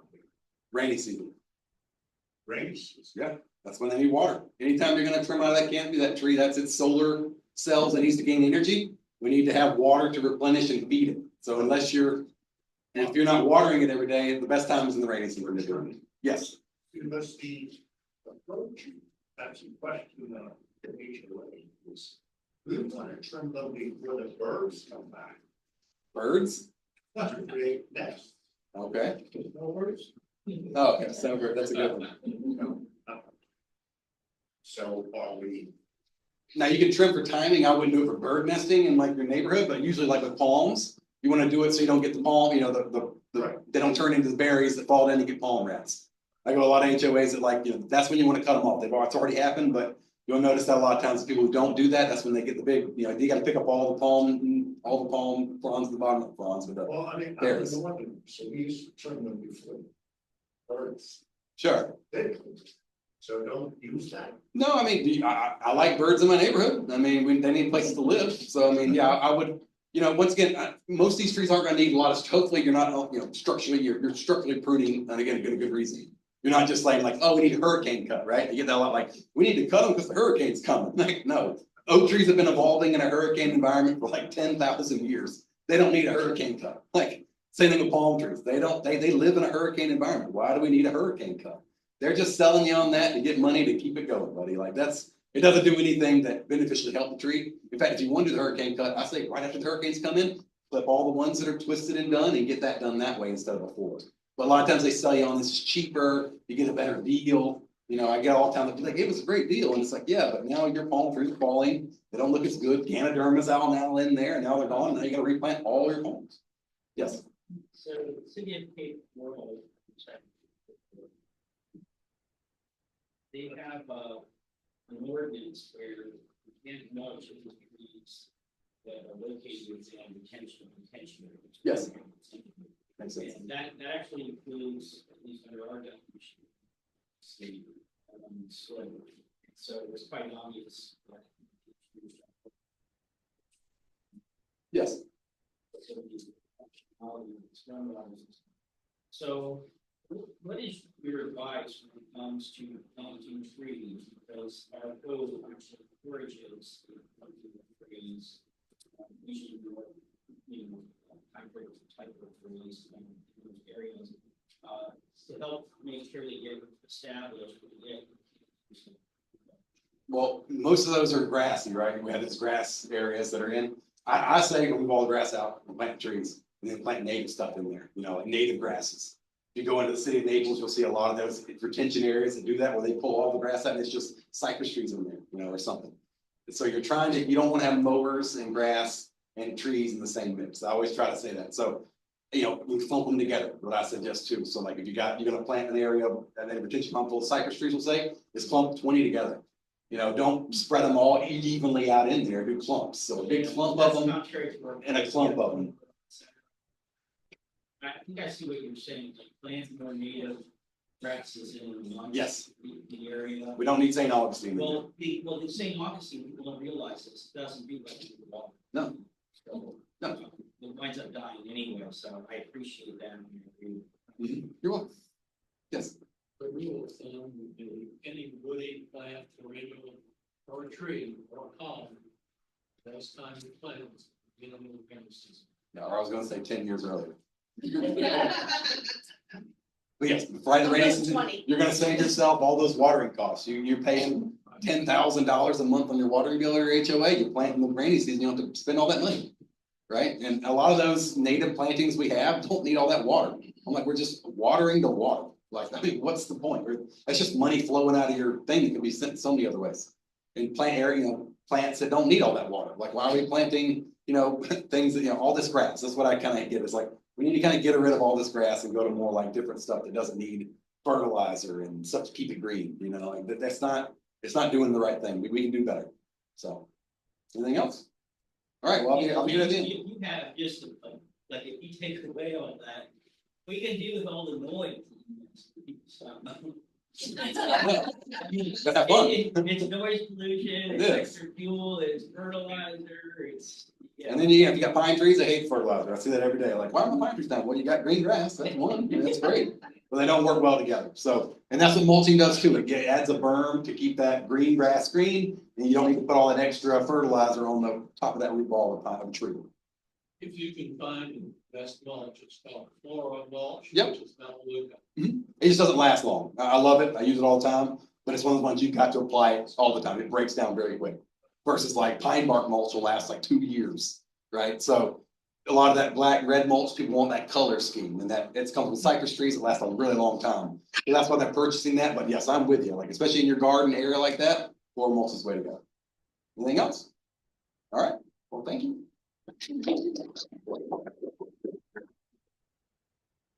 Okay, and so for our final speaker today, we are very happy to have Heather Shields. So she serves as the Urban Forest Manager for the City of Naples. She's responsible for the urban forest, as well as the landscaping on city property. She reviews demolition, building, right-of-way permittance for compliance within the city's tree protection ordinance, as well as planning and design review petitions for developments to make sure that there are no negative impacts on the urban forest or public landscaping. She holds International Society, Society of Arboriculture Certified Arborist. I'll just get right into it. Qualified. We're very happy to have her here. It's Venus before, so I'm not sure about the rest of them. Thank you. Good afternoon. It's my pleasure to be here. As she said, I'm the Urban Forest Manager for the City of Naples. No making faces at me, those of you who know me. And you might notice some pictures of yourself in here. So what I'm going to talk to you a little bit about today is the Naples Urban Forest and the concept of being a Tree City USA and how managing an urban forest fits into the Tree City USA process and the pros and cons, while talking to you about some of the things that the city does to meet the standards. So most people have heard of Tree City USA. May not know exactly what it is. You've probably seen a sign when you've been somewhere that says some places a Tree City USA. Naples is. It's a program through the Arbor Day Foundation. And the Arbor Day Foundation, their goal is to inspire people to basically love and celebrate trees. Probably not something we have to discuss here in this room because you're all here. I'm guessing you're already meeting the goal of celebrating and wanting to do the best for trees. It was developed back in 1976. Not going to say that the city has been a member since 1976, but it's been around a long time.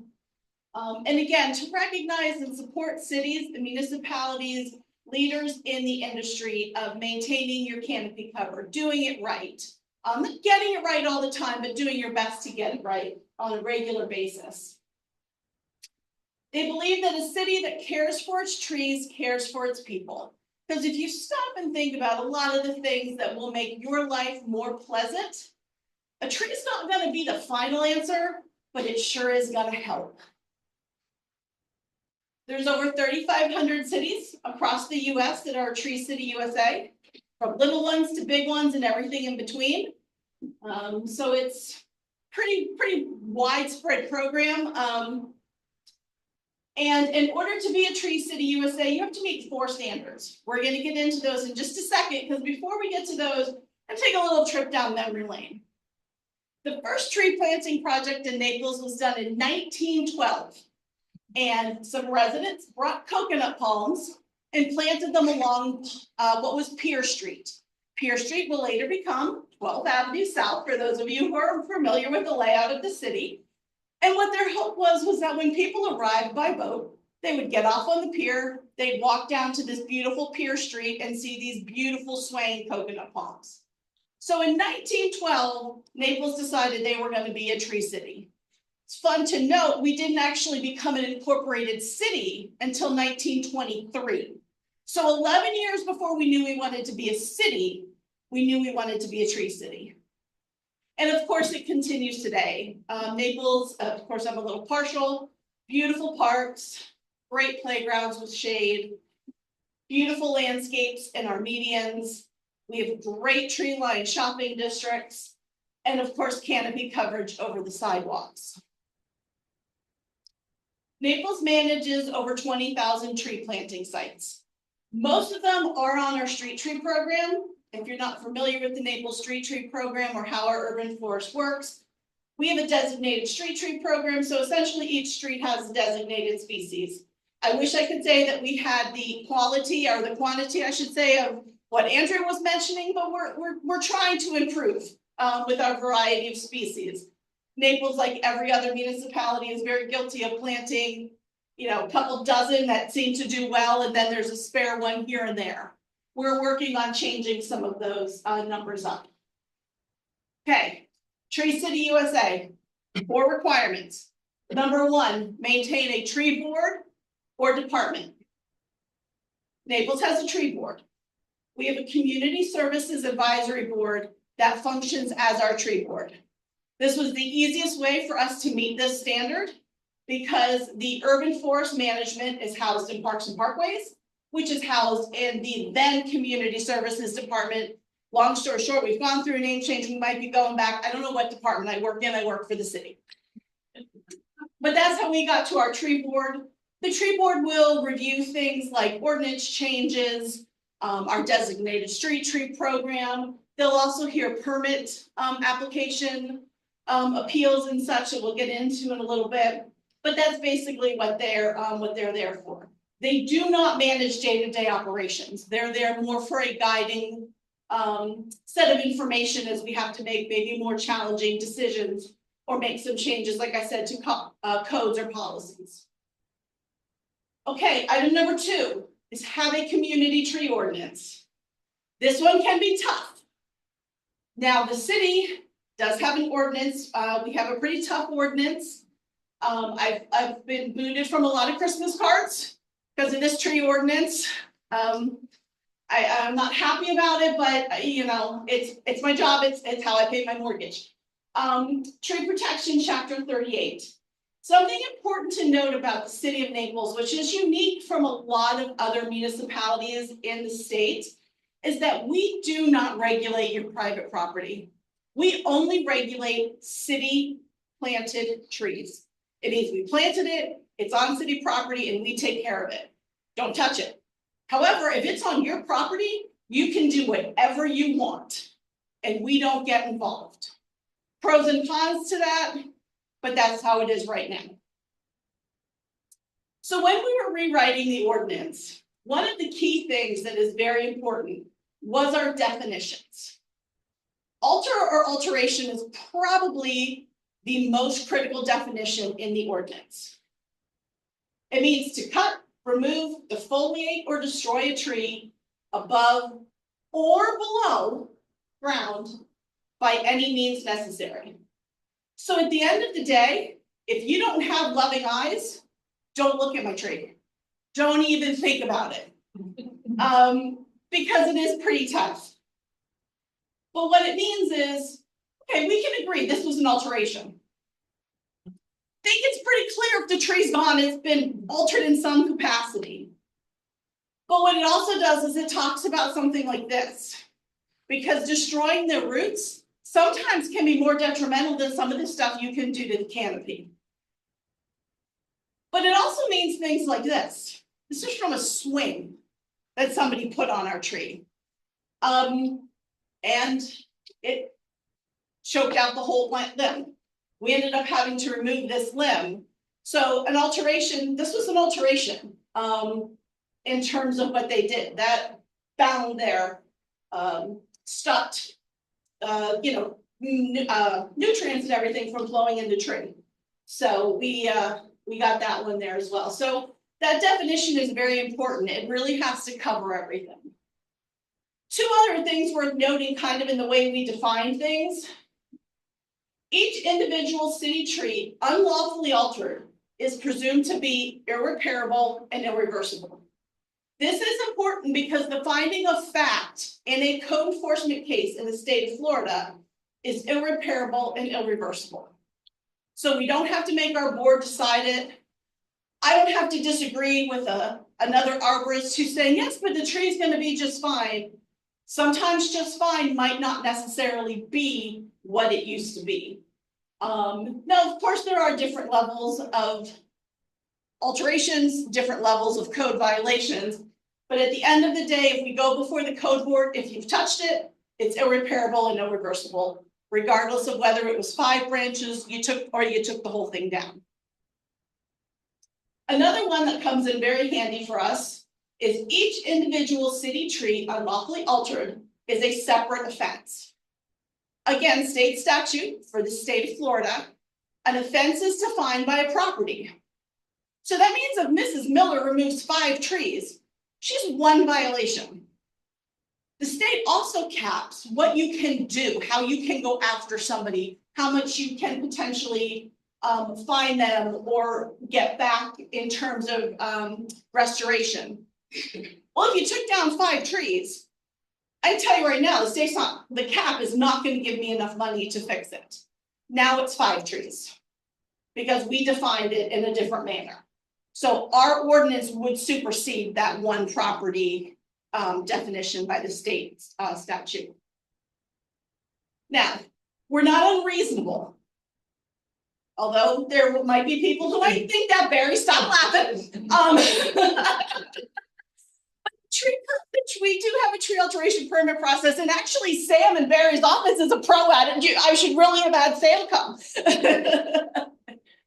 The most common permits that people look for are ones to remove royal palm, dead fronds, and seed pods. City of Naples does not prune our royal palms. They're considered self-pruning, so we let them self-prune. We have a lot of residents and visitors, seasonal residents, who would prefer to remove those seed pods and those dead fronds. So a lot of people do get that permit. We also have off-cycle pruning. Maybe you want to manage the ficus tree a little bit closer. A builder might need to get trusses up. So there's some other opportunities there to trim some of our various trees. You can put in for a permit to remove a tree. Chances are you're not going to get it because you have to be, the battery's running low. PC. Oh, I'm like, how do I? Okay, yeah. Woo, okay, guys, I don't know how fast I can go. You got this? Okay. Okay. So there's 4 different reasons that you could potentially ask to remove a tree. One is that it poses a safety hazard. It's a safety hazard, I can guarantee you we've already removed it. It's an invasive species. The urban forest of the city right now actually has 2, and they're on US 41. They're 2 Bishop Woods in the medians. Just as an FYI, the gentleman in the back is taking those out in June, so we will have none. It's so diseased or weakened by ages or storms, they pose a damage. Again, these are things we want you to tell us because these are things we're going to come take care of. And the last one, which is the one most of the time is used, is unreasonably prevents the development of a lot, parcel, or the use thereof. It's a hard one to sell because it says unreasonably prevents. It doesn't say you can't have your circular driveway in the exact location that you want it. So, but that's our tree alteration process. Not perfect, but we tried. This doesn't work anymore. That's okay. We do it this way? No, did it go? No. I don't know what it's doing. Will you page down? Oh, there we go. Okay. The other thing that our tree code covers is trees and building. Construction is probably the single worst thing for a tree to go through once it's been put in the ground. Because let's think about it, we're gonna take away all the green space, all the grass, all the irrigation, and we're gonna put down rocks and we're gonna park there. Worst thing that can happen to a tree. So we do have established guidelines for tree protection during our demolition and construction. They're not perfect again, but we're trying. We're actually hoping to do some modifications to this next year. So that's a tree ordinance. A lot of different ways to do that. That's what the city did to meet that portion of the Tree City USA. So here's the fun one. Spend at least $2 per capita on the urban forest. Doesn't sound too hard, right? So in the city, since we have city trees, as I said, we're gonna plant them, we're gonna maintain them, we're gonna remove them when they're dead, and then we're gonna start all over again. So our tree fill and replacement program, it's approximately $300,000 a year. And that is what we use to replant our trees, specifically along streets. But they can be used in medians and parks as well. We have had a lot more loss, obviously, from hurricanes in recent years. I'm quite tired of it. Anybody who thinks hurricanes are job security for people in urban forestry, we don't need to be this secure. A little bit of history in life is very good. Our pruning cycles. We worked pretty hard on our pruning cycles in the year in 2016-17, actually right before Irma. They were adopted. Pruning, I think, is one of the best things you can do after you pick the right tree in the right place and you plant it correctly. You have to keep maintaining it. So our pruning cycles are pretty tight. And I can tell you from Hurricane Irma, we lost over 10% of our urban forest. By Ian, after we've had a trim cycle in place that is, I'll get to in a second how drilled it down, we lost less than 1%. What? Different stuff. They were different storms, yes, but I do think there is some level of comparison there in terms of doing things better. In that the water didn't push them all over. So we trim our hardwood trees every 2 years. These are going to be your mahoganies, your black olives, your Cuban laurels, trees of that nature.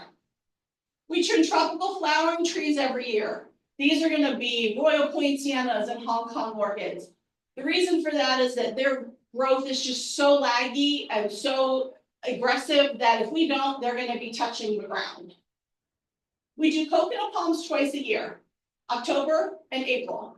Reason for that is obviously we want them to look nice for our residents, our visitors over the holidays, our snowbirds, all of that. And then of course we want to get those projectiles off before the hurricanes come.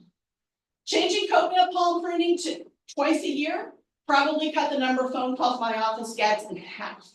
Because everybody always wants to know when the palms are being trimmed. And then we do staple palms every other year. There's some other things that factor in here as well, but that's the basis of it. If you're doing the math in your head, it's about just over $1 million worth of trimming annually. Tree removal. You got to know when to hold them and know when to fold them. You have to remove trees. I argue this with people regularly because they don't understand it, but sometimes they just have to come down. Could be a health issue. Maybe they were struck by lightning. Maybe they're so in decline that they're going to create a risk or a hazardous condition. As a rule of thumb, if I cannot sit in a courtroom and tell somebody I had no idea the tree was going to fall, the tree is coming down. And we also remove them because of conflict. Obviously, as a tree lover, as I said earlier, this is my job. This is how I pay my mortgage, this is how I take care of my kid. But I'm not going to sacrifice something else if there's a conflict. Fire hydrant, street light, these are not things that need trees around them. They were places that trees have been planted in the past. We're all a victim of who held our job before us, and we have to move forward with them. Tree removal is just over 100,000. Now, this is just a little tip of the iceberg. There's a couple other programs that mix into this, but that's the basics. $2 per capita. Naples City has approximately 20,000 people in it. Do we have a guess on what we spend? Anybody? Nobody will take a stab? Okay, well, listen, don't share this number, and especially not with the city council. It's a nice budget. I don't like to share this number when I go to conferences because I'm always afraid I'm gonna get stoned in the square. Because in comparison to a lot of other municipalities, Naples really does budget, quite a lot for, the tree care. The last one, celebrating Arbor Day. We actually just this morning read our Arbor Day proclamation at our city council meeting because National Arbor Day is next Friday, the 25th, is the National Arbor Day. Although the city doesn't celebrate it then, we celebrate Tree Fest, which is in June. And a little plug, if you're available, June 7th from 9 to noon in Bacon Park. We have a really great day, a lot of different community organizations come to us. You can see Clark. Clark will be there. He usually gives away some trees and different stuff like that, so come early. But it's a great day. We try to build on it a little bit every year. We've been doing this for 3 years now. So that's Tree City USA. City's done it for 27 years. Wish it was a little bit better. There's some higher, there's definitely some lower. But that's Tree City USA in a nutshell. So why do it? Well, Tree City USA is the foundation of a quality urban forest management. It gives you all the key areas where you need to function, where you need to kind of take note and get stuff done. Not gonna lie, there's a little bit of community pride in that. I notice when I go places, when someone has the Tree City USA sign and I see it says like 5 years, I'm like, yeah. You know, then I'll go someplace and I'll be like 60, ooh, okay. But there is something to be said about that. People who look at trees, look at that kind of stuff. I notice it. I'm also one of those people that will pull the weeds at the botanical gardens because I just can't take it. Why can't they weed the garden? And then lastly, it does help with grant applications. There's a lot of money out there right now through the Florida Forest Service and other organizations. Tree City USA has given you the basis for being able to apply for those grants. That's the kind of information that the organizations that are putting grants out there are looking for, a community to have. Okay, so of course, if there's pros, there's always cons, right? The first one is probably the commitment. You have to do this every year. This isn't a one-year accomplishment. You have to do all 4 of these things every single year. The application isn't hard, but it has to be done. And with communities maybe having people switching jobs, switching responsibilities, it gets lost in the shuffle. So there are probably communities out there right now that were last year and didn't get it this year because somebody forgot the application. One of the issues in Florida is that if you have a tree board, it has to work in the sunshine. For those of you who are not familiar with the intricacies of government work in Florida, everything that a board or committee does has to be in the sunshine. So that board can't meet in my office the third Thursday of the month over pizza. They have to have a meeting. There has to be minutes. It has to be recorded. It has to meet a certain set of criteria. For smaller communities, that can definitely be a challenge, even for bigger ones, to have to put on a whole nother public meeting. State statute is starting to come out that conflicts with a lot of ordinances that municipalities have. It's a big challenge right now. I know it's one that various people who work with Andrew work on sometimes. We're with the ISA Association, they're always working on that. Because there's some big conflicts coming out there that we're all working through as an industry. Population-based spending can be tough. Not for a small community. I only have 20,000 people. I told you I used to spend over 100 grand removing trees. I'm golden. But you look at a bigger county, or a bigger city, where you're talking about 400,000 people, 700,000 people, that can be a hefty budget for a community that has a lot of pull on their resources. But at the end of the day, we do it for a reason. Like I said earlier, you know, trees can solve almost everything. They can help solve almost every issue that we have. They keep our air and water clean. They help us with shade and cooling. They're going to clean the air, sequester the carbon, give us fresh oxygen. They're going to reduce our energy. They're going to trap stormwater, not only in their roots, but up in their canopy. They're going to slow it down. No, they're not going to stop it in a monsoon when we have a hurricane coming through. We're talking about a day-to-day issue. They're going to help. You know, they're going to increase our property values. Who doesn't want their house to be worth more next year than it was this year? Habitat for wildlife, you know, you're talking about the birds. I mean, that's where they need to be. And at the end of the day, who wouldn't rather walk through a beautiful park with a canopy than down a concrete sidewalk? Makes you feel better. It's just that simple. And with that, I can be done and answer any questions or concerns. And I'll put that up there. If there's something that we don't get to, take a picture. I'm happy to answer whatever I can. Yes, sir.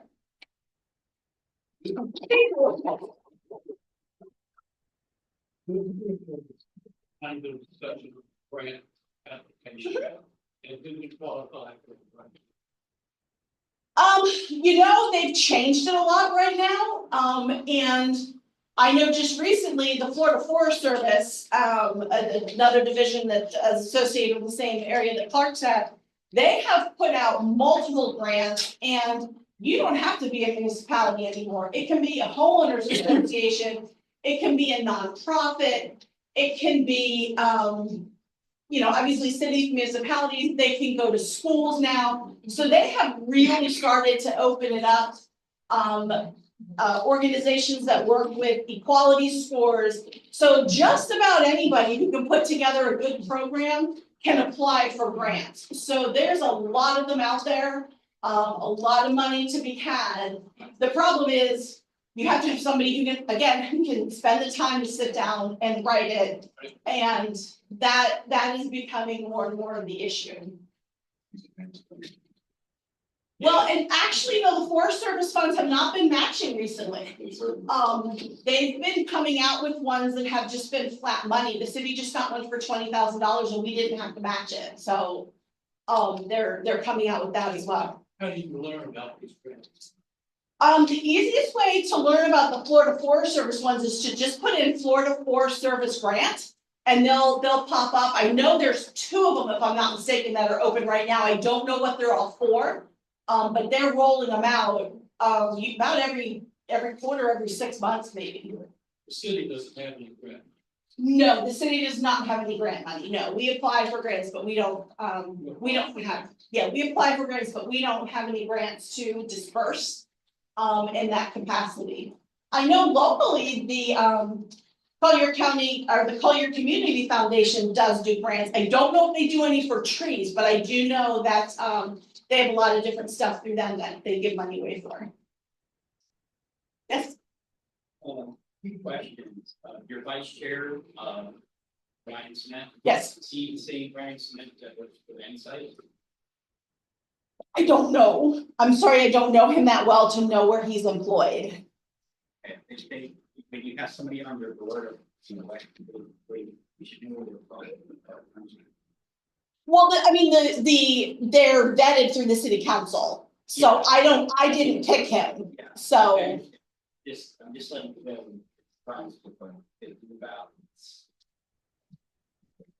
Yeah. Anyway, my real question is, you have a tree fund for the city where people can actually mitigate for trees that they don't count on a spatial room on their site on certain.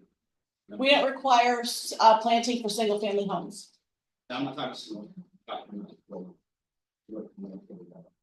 Commercial development, no, we do not give them the out. They have to plant it on their property. There's not mitigation for you to not plant what is required through planning.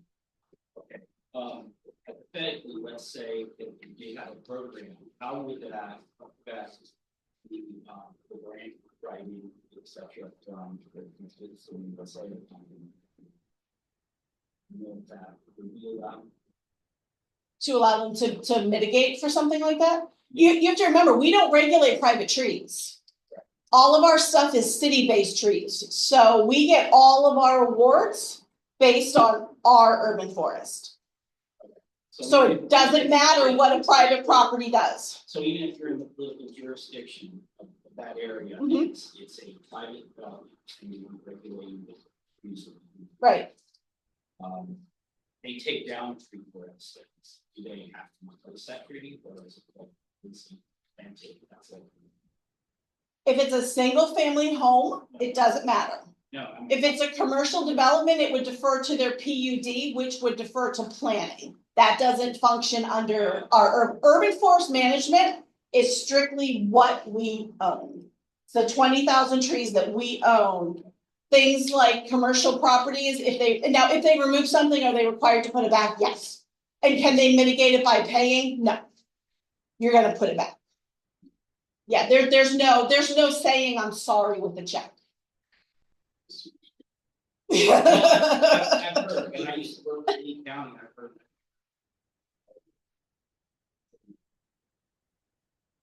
Moving trees, $500. Yeah, that's a good one, isn't it? Yeah. I don't know who that was, they must have caught me on a good day, it must have been my birthday.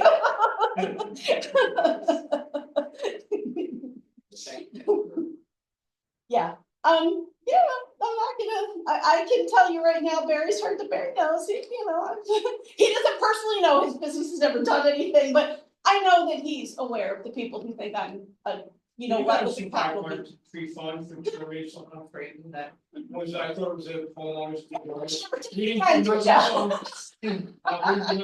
Yeah. You did one you're talking definition of tree.